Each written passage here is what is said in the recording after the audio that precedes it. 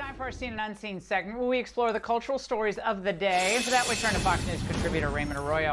All right, Raymond, I think it feels like we struck a nerve with Joy and the gang over at MSNBC. Yeah, I think we did, Laura. This is how they reacted to the idea that black voters might be giving Trump a second look. Namely, that Trump being an accused felon has broadened his appeal with black voters. As one black lady I spoke with earlier today here in New Orleans said, Trump's a gangster.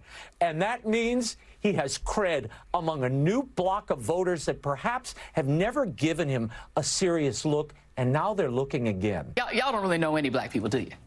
None, right? I do. I'm black myself. I mean, of course, she would probably say that I'm not black, of course, right?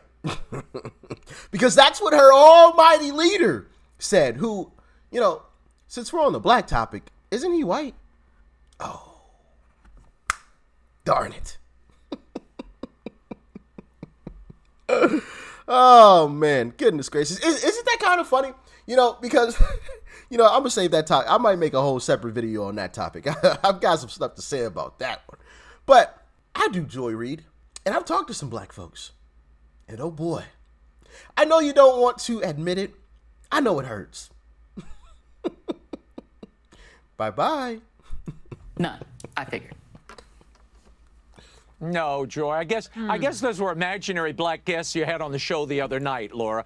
And I suppose I don't know any black people in New Orleans, my home, a majority black city, and I never go into that city to the communities most affected by D.C. policies and actually talk to the people that most networks ignore. No, Joy, I've never done any of that, I guess. And I guess all those like polls or phantom polls that show Trump has an increasing percentage of the black vote, is that's all made up? I guess, they don't like that. They're criticizing the Fox poll. I get it. But Raymond, the thing is, we have to all remember. It's not just the Fox poll. There are others, Axios, Reuters, they're all saying the same thing.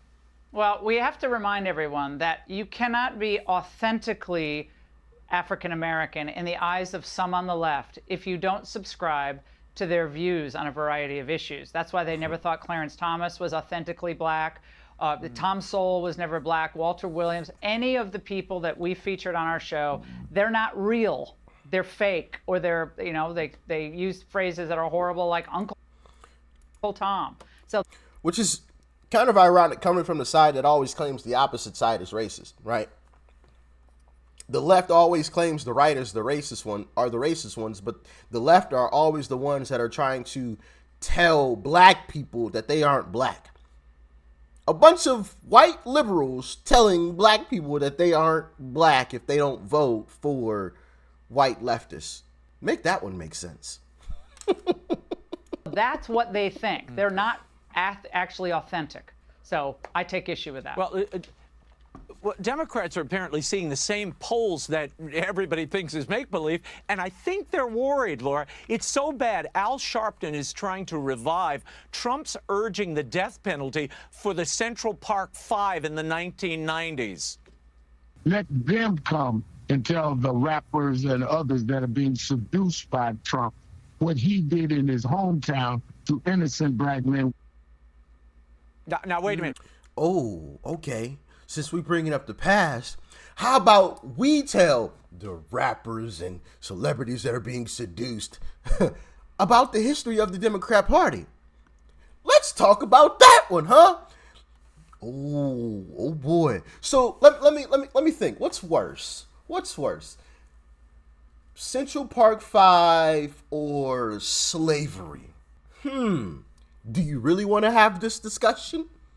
Do you really want to take it there? What a joke, huh? Absolute joke of a guy.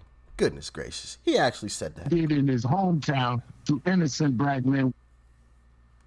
Now, wait a minute. Rappers are being seduced by Trump. He better watch that. Joy Reid's liable to tell him he doesn't know any black people. But the interesting thing here is, of all the people trying to recall the early 90s and the late 80s, Laura, Al Sharpton should be the last one talking about race and that period. I have two words for him. Tawana Brawley. Tawana Brawley. Remember that hoax? Oh, yeah. Well, and we know what they do to Black Americans who get in their way. And that's to the next point that you were going to raise. Yeah, well, this is the other problem that the Democrats have, and it's an electoral one. Cornel West. This is West commenting on Bernie Sanders and the Democratic Party. Listen to this. They are dominated by their corporate wing.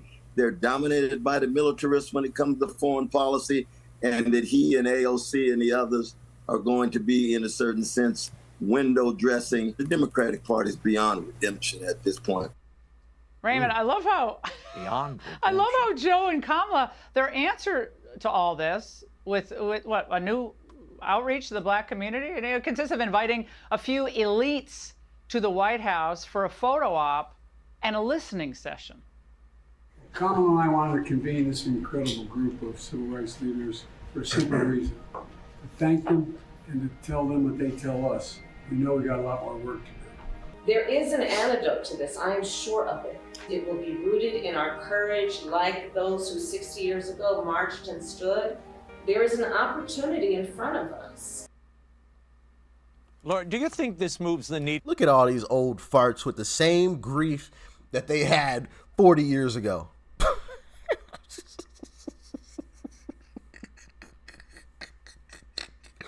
You know, the crazy part about all of this is this. If all of these so-called leaders were great at their job, right? If they did their job great, they wouldn't have a job today. Oh.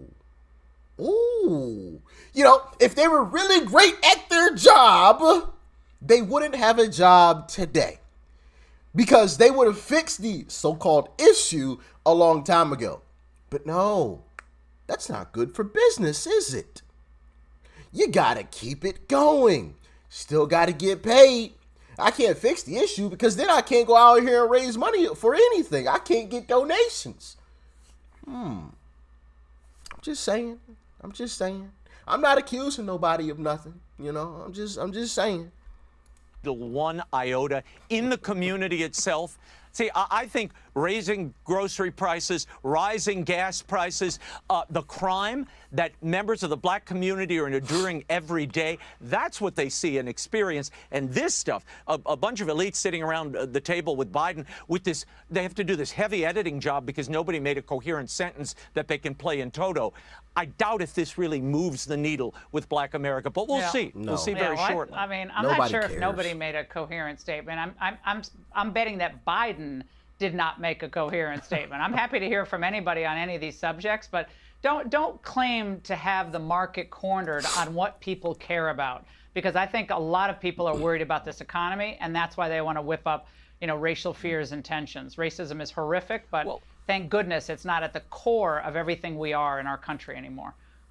Yeah. Well, you just mentioned it. And the real problem here is the mental state of the president himself. And like Mitch McConnell, who you had at the top of the show, all voters have grave concerns about Biden's competency, who apparently now thinks he's the president of Canada. Think about that. A drug company that makes a drug here in America, if it's sold in Chicago, you can buy the same drug in Toronto or Paris cheaper than you can buy it in Toronto.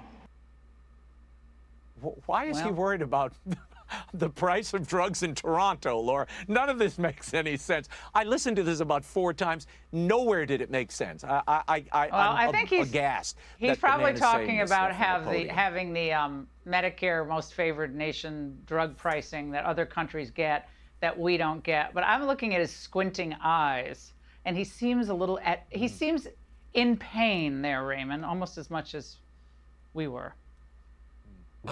Yeah, he said here in Chicago. He kind of corrected it. He tried to correct it. I mean, we're just so used to the mumblings and rumblings at this point. And Raymond, it's great to see you tonight. Thank you so much, and I'm glad you're authentically you. Oh man, yeah. That made a little sense at the end there with Joe Biden. If I'm being honest and unbiased, or trying to be unbiased, right, as much as possible. Goodness gracious. That I think I understood what he was trying to say there.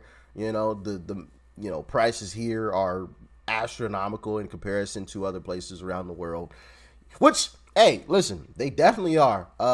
Prices for medicine here are just stupid. I mean, it's ridiculous. $30 $30,000 for, this medicine here, but hey, you get it for $100. Like, what the that is insane. And I think something needs to be done about that as well, but we'll save that discussion for another day. Back to the topic at hand. They are panicking. You got old boy out here saying these rappers are being seduced. No, they're actually coming back to reality and realizing what's actually happening. That there is a game being played on them and the rest of Black America. There's a game being played. Because you always see the same people. Isn't it kind of funny? The same people whenever there's a white on black incident, when the white person is the aggressor, but you never see those individuals when it's black on black. You don't see these same individuals walking around Baltimore or Chicago, aka Chirac, or Memphis, Tennessee. You don't see these same individuals. They're gone. They're disappeared. Which tells me that they don't actually give a crap. I almost cursed. But they don't care. That's what that says to me. That says to me it's all about them Benjamins, baby. It's all about the Benjamins. When I can make a political statement off of this and garner some donations off of this, get some cash off of it, then I will show my face. But if not, I'm busy. Isn't that kind of funny? You never see him. You never see him when it's black on black. But as soon as it's a white person, oh, we gotta talk about the systemic racism in this country. And oh, as soon as there's black people supporting white people, oh, they're being seduced and hoodwinked. And oh, let's talk about the Central Park Five. Well, let's talk about the history of the Democrat Party. Let's dive down into that rabbit hole. Bet you don't want to do that, do you? If you want to bring up the past, let's bring up the past. You're going to lose that discussion every single time and twice on Sunday. Come on now, baby. Come on now. Oh, man. What a joke, huh? What an absolute joke. They are panicking. And I'm loving it. I'm loving it. Hey, is that, whose slogan is that? I'm loving it. Is that, think that's Mickey D's. Huh, they got me feeling like the Golden Arch right now. I'm loving it. And I think that panic is only going to grow as more and more people, black people, come to the realization that, oh man, they running a game on us. They are running a game on us. Trump is actually on our side. Oh boy. It is getting good. It is getting real good. But as always, y'all let me know your thoughts, your opinions on this in the comment section below. Like, share, comment. Hit that subscribe button before you go. Peace and love. I'm out.